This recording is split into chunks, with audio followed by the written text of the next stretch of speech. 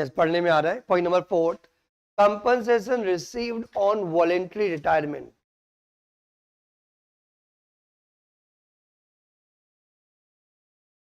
Compensation received on voluntary retirement, retirement भी दो type के होते हैं। एक होता है कंपल्सरी रिटायरमेंट, जो आपकी एज क्राइटेरिया के आधार पे होता है। जब भी आपकी एज 55, 58, 60 या 62, जो भी टर्म्स एंड कंडीशन आपके एम्प्लॉयमेंट के अंदर होती है, उसके आधार पे आप क्या होते हो, रिटायर्ड हो जाते हो। क्या हो जाते हो, रिटायर। वो तो एक क्राइटेरिया यही। उसके अलावा एक वॉलेंटरी रिटायरमेंट स्कीम भी आती है बहुत बार, वीआरएस स्कीम।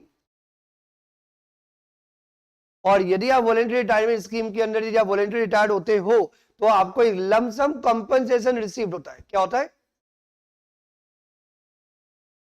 तो यदि कोई भी एम्प्लॉय यदि वॉलेंटरी रिटायर्ड यदि हो गया और वॉलेंटरी रिटायरमेंट के टाइम उसको जो भी कंपनसेशन रिसीव हुआ, तो एग्जेम्पशन मिलेगी। लेकिन ये पॉइंट तभी एप्लीकेबल होगा if amount received from specified employee, not from every employee. क्या कुछ समझ में आया बेटा? मतलब वॉलेंटरी रिटायरमेंट वाला जब भी पॉइंट आए, तो सबसे पहले आप देख लो कि ये जो एम्प्लॉय जिसको वॉलेंटरी रिटायरमेंट से अमाउंट रिसीव्ड हो रहा है, क्या ये स्पेसिफाइड एम्प्लॉयर से हो रहा है? क्या समझ में आ गई बात? यदि स्पेसिफाइड एम्प्लॉयर से या वॉलंटरी रिटायर्ड होते हो और वहां से यदि आपको कोई अमाउंट रिसीव होता है, तभी आपको एग्जाम्पशन मिलेगा अंडर सेक्शन 10(10)(c) के अंदर। अदरवाइज एग्जाम्पशन नहीं मिलेगा। कंपनसेशन मिल सकता है, वो तो एम्प्लॉयर जाने एम्प्लॉय जाने, हम तो इनकम टैक्स वाले लोग हैं, हम तो आपको बताएंगे एग्जाम्पशन कब मिलेगा। एग्जाम्पशन वीआरएस के केस में तभी मिलेगा जब आप वॉलंटरी रिटायर्ड हुए हो only from yes specified employer. ये स्पेसिफाइड एम्प्लॉयर के अंदर कौन कौन आता है? Central government, state government, local authority. Central government, state government, local authority, PSU, cooperative society, university, IITs और आईआईएम्स।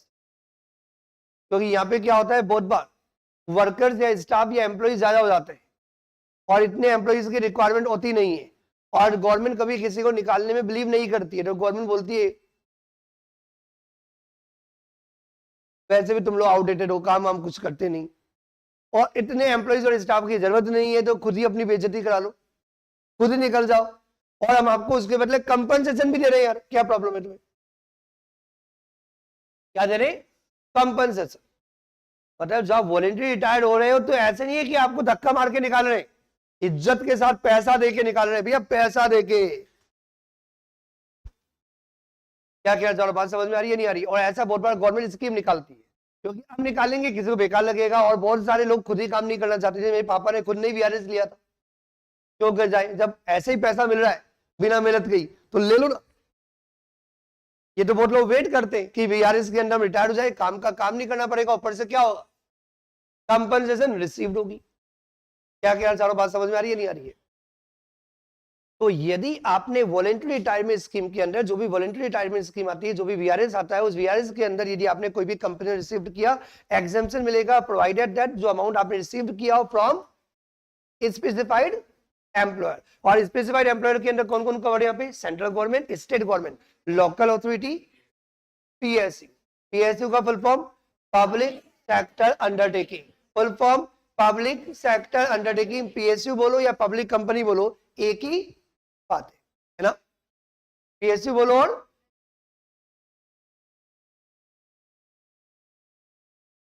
एक ही तो बात है, अलग है। तो तू ही बता फिर क्या अलग है? तूने बोला अलग है तो क्या अलग है बता? पीएसयू बता, पब्लिक कंपनी बता, public company, PSU public company, एक ही बात। पीएसयू में गवर्नमेंट का स्टेक होता है, पीएसयू में क्या होता है, गवर्नमेंट का स्टेक होता है। और पब्लिक कंपनी वो होती है जो प्राइवेट कंपनी नहीं है। पब्लिक कंपनी में जरूरी नहीं है कि गवर्नमेंट का स्टेक भी हो। तो बहुत बार क्या होता है, बच्चा जल्दी जल्दी में क्या करता है, पीएसयू और पब्लिक कंपनी सेम कर लेना, ना, पीएसयू में गवर्नमेंट का स्टेक है। तो यहाँ पे पब्लिक कंपनी की बात नहीं कर रहा हूं मैं, किसकी बात कर रहा हूं? PSU, like REC, rural electrical corporation, ऐसे करके बहुत सारी कंपनी है, गेल हो गया, और यार लॉट ऑफ, जिनमें गवर्नमेंट का स्टेक है। तो central government, state government, local authority, public sector undertaking, cooperative society, universities, IITs, आपने नाम सुना होगा आईआईटीज और आईआईएम्स, यदि आप वहां के यदि आप एम्प्लॉई हो और वहां से यदि आप वॉलंटरी रिटायरमेंट स्कीम के अंदर यदि वॉलंटरी रिटायर्ड होते हो तो जो भी अमाउंट आपको रिसीव्ड होगी आपको एग्जेम्पशन मिलेगा। सर एग्जेम्पशन कितना मिलेगा? एग्जेम्पशन कितना मिलेगा?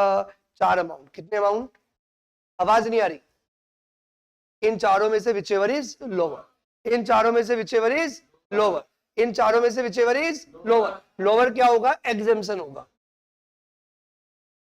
मैं एक राज ओपन कर देता हूं। जनरली जब मैं फ्यूचर में कभी भी कंफ्यूज करता हूं तो मैं यहां पे ही मजे लेता हूं। एक बार मैं पूछता हूं ग्रेच्युटी के अंदर नॉन गवर्नमेंट एम्प्लॉय तो बच्चा बोलता है full amount taxable. Non government employee के अंदर फुल अमाउंट, गवर्नमेंट एम्प्लॉय तो फुल अमाउंट एग्जेम्प्ट है। गवर्नमेंट एम्प्लॉय तो फुल अमाउंट एग्जेम्प्ट है। ग्रेच्युटी के केस में याद करो, ग्रेच्युटी में गवर्नमेंट एम्प्लॉय होने पर क्या है? फुल अमाउंट एग्जेम्प्ट है। लीव सैलरी एनकेजमेंट में भी गवर्नमेंट एम्प्लॉय है तो फुल अमाउंट एग्जेम्प्ट है। यहाँ पे यदि आप गवर्नमेंट एम्प्लॉय हो तभी आपको एग्जेम्पशन मिल रही है। डिफरेंस तो बोला, समझ में आया कि नहीं आया? मतलब यदि आप स्पेसिफाइड एम्प्लॉयर के अलावा यदि कहीं और से यदि आप रिटायर्ड हुए तो आपको वॉलंटरी रिटायरमेंट का यदि कोई पैसा यदि मिलता है तो फुल अमाउंट टैक्सेबल होगा। 1 रुपए भी एग्जेम्पशन नहीं मिलने वाली। यहाँ पे एग्जेम्पशन ही तब मिलेगी जब आप गवर्नमेंट के एम्प्लॉय हो, सेंट्रल गवर्नमेंट के एम्प्लॉय हो, स्टेट गवर्नमेंट के एम्प्लॉय हो, लोकल अथॉरिटी के एम्प्लॉय हो, पीएसयू के एम्प्लॉइज हो, cooperative society, IITs, IIMs, university. यदि आप स्पेसिफाइड एम्प्लॉयर के यहाँ पे जॉब कर रहे हो, वहां से यदि आप वॉलंटरी रिटायर्ड होते हो तो ही आपको क्या मिलेगा? एग्जेम्पशन मिल जाएगा अंडर सेक्शन 10(10)(c). और एग्जेम्पशन का अमाउंट कितना होगा? 1, 2, 3, 4 विच एवर इज लोअर।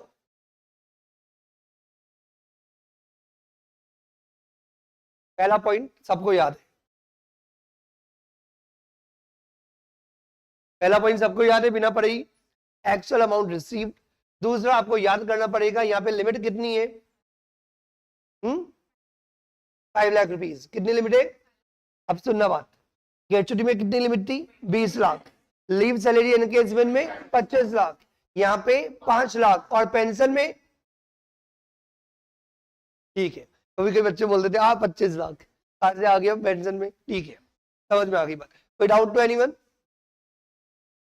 तो पहला पॉइंट हुआ एक्चुअल अमाउंट रिसीव्ड। आपको याद रखना पड़ेगा वॉलंटरी रिटायरमेंट के अंदर कितना है? 5 लाख का एग्जेम्पशन है। कितना एग्जेम्पशन देंगे? मैक्सिमम 5 लाख रुपए। थर्ड एंड फोर्थ, लॉजिक पे आओ। कोई तो लॉजिक होता होगा अमाउंट देने का। तो गवर्नमेंट दोनों चीजें देखेगी, कितने साल आपने काम कर लिए और कितने साल आपने काम नहीं किए। जितने साल आपने काम नहीं किए, जितने साल आपने काम नहीं किए, ध्यान से देखो, ये क्या है? ये कौन सा वाला पार्ट है? ये आपने काम नहीं किया क्योंकि इस दिन आपने क्या किया? वीआरएस ले ली। फॉर एग्जाम्पल 1 जुलाई 2024, डेट दिख रही है सबको?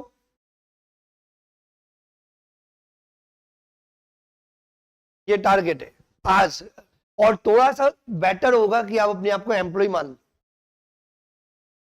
आप मान लो कि आप कहीं जॉब करते हो, आप जॉब करते हो, आपने 1 जुलाई 2024, 1 जुलाई 2024, मुझे पता है 2025 चल रहा है, लेकिन आपको सारे क्वेश्चन सॉल्व करने पड़ेंगे इनकम टैक्स में प्रीवियस ईयर के हिसाब से। जीएसटी में जरूरी नहीं होता क्योंकि जीएसटी में कोई पीवाई एवाई नहीं होता।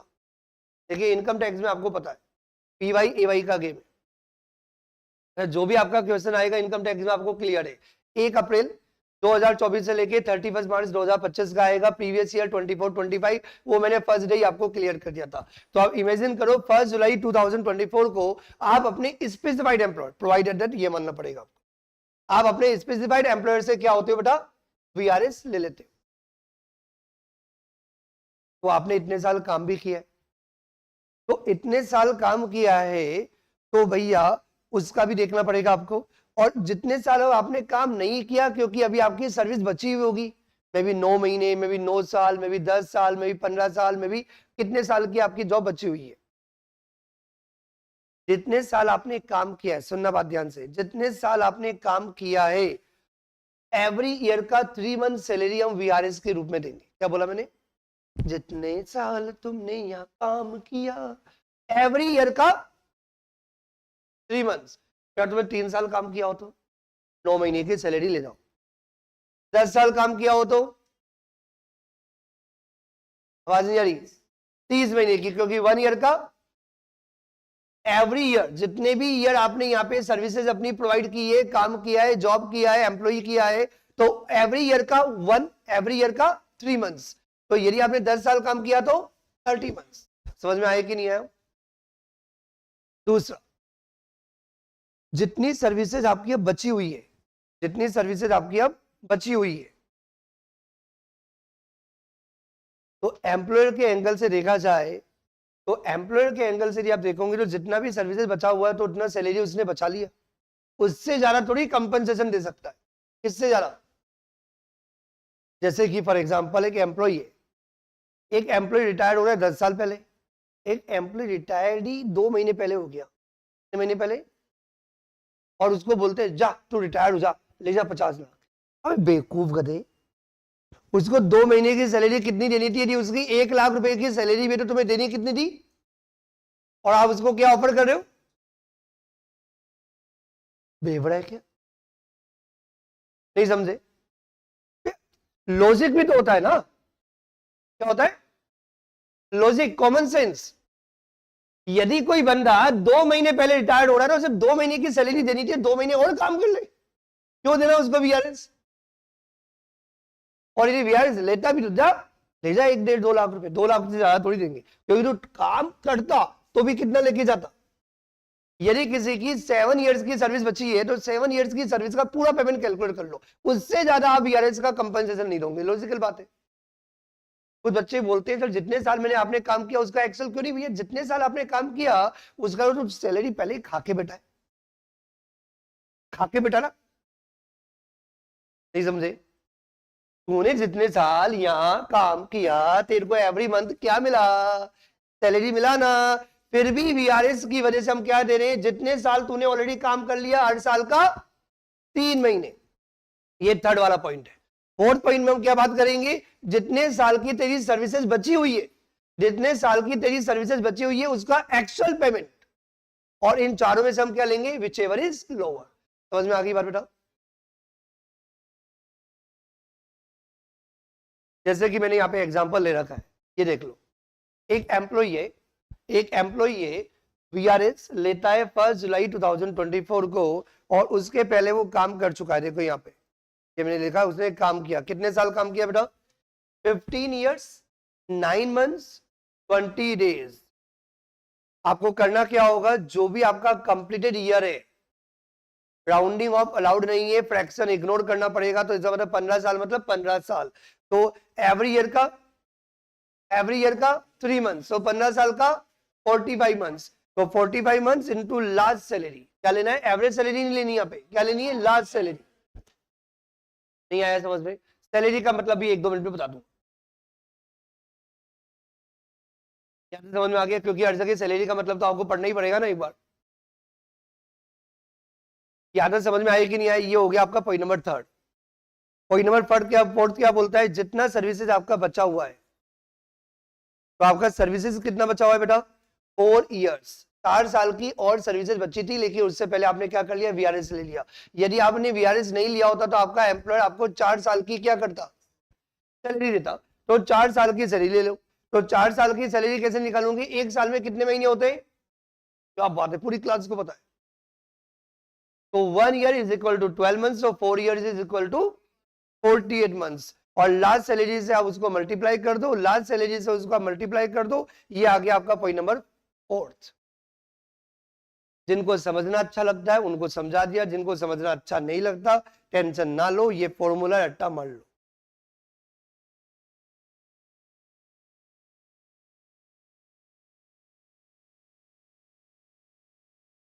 यदि कोई भी एम्प्लॉई स्पेसिफाइड एम्प्लॉयर से, यदि कोई भी एम्प्लॉई स्पेसिफाइड एम्प्लॉयर से यदि वीआरएस यदि लेता है तो एग्जाम्पशन मिलेगी अंडर सेक्शन 10(10)(c) में। कितना एग्जाम्पशन मिलेगा? 1, actual amount received, number 2, maximum 5 lakh rupees, number 3, last salary per month, last salary per month into 3 months into number of year of completion of services, fraction ignore, rounding off is not allowed. Clear? 4th, number of remaining months. यहाँ पे point ध्यान रखना, कुछ बच्चे गलती कर देते हैं। जब मैं ऑलरेडी काम कर चुका हूं वहां पे मैं 1 साल का 3 महीने की बात कर रहा हूं, मैं रिमेनिंग के अंदर मंथ्स के अंदर कैलकुलेट करूंगा। क्योंकि पूरी एक्चुअल सैलरी निकालनी है मेरे को। ये लॉजिक समझ में आया? तो नंबर ऑफ रिमेनिंग मंथ्स, क्योंकि कुछ बच्चे क्या करते हैं 4 इयर्स होता है ना, तो 4 इंटू सैलरी कर देते हैं, वो 4 को मंथ्स में कन्वर्ट ही नहीं करते। तो भैया 4 इंटू जो भी आपकी सैलरी पर मंथ करके थोड़ी आएगा भैया।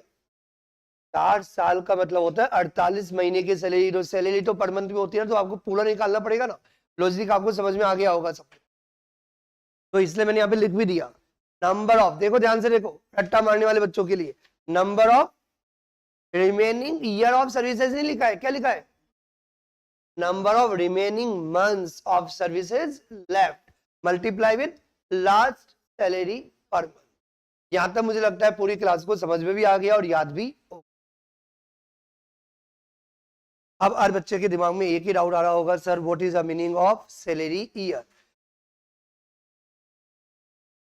तो यहाँ पे सैलरी का मतलब क्या होगा? सर सैलरी का मतलब होगा, थोड़ा सा कॉम्प्लिकेटेड है, बार बार रिवीजन करोगे तभी याद होगा, क्योंकि मैंने बोला मैं पढ़ाऊंगा तुम्हें समझ में आएगा 100%, लेकिन ये याद तभी रहेगा जब आप बार बार रिवीजन करोगे, बार बार रिवीजन करोगे तब जाके आपके माइंड में सेट हो जाएगा। क्योंकि आपको बारीकी से ध्यान रखना पड़ेगा, क्योंकि सैलरी वर्ड बार बार यूज किया गया है और हर जगह सैलरी का मतलब थोड़ा थोड़ा डिफरेंट होता है। इसलिए मैंने बोला था कि आपको रिवीजन ज्यादा करने पड़ेंगे। तो क्लास में मैं एक बार समझा दूंगा, याद करा दूंगा, फिर आप घर पे रोज रिवीजन करोगे तो इनकम टैक्स से आपको प्यार हो जाएगा कंफर्म है। तो यहाँ पे सैलरी के अंदर क्या क्या इंक्लूड किया गया? नंबर 1 बेसिक पे, DA if as per the terms of employment, if as per the terms of employment, and commission तो लिया जाएगा, कौन सा लिया जाएगा? As a percentage of turnover. I repeat, basic pay, बोलो बेसिक पे, डियरनेस अलाउंस पूरा नहीं, if as per the terms of employment, और कमीशन कौन सा होगा? As a percentage of turnover. ये जो तीनों अमाउंट आएंगे उसको अपन क्या बोलेंगे? अपनी सैलरी। और यहाँ पे जो सैलरी लेनी है वो एवरेज सैलरी नहीं लेनी है, यहाँ पे जो सैलरी होगी वो लेटेस्ट होगी। लेटेस्ट होगी या लास्ट होगी? एक ही बात है। कोई कंफ्यूजन टू एनीवन?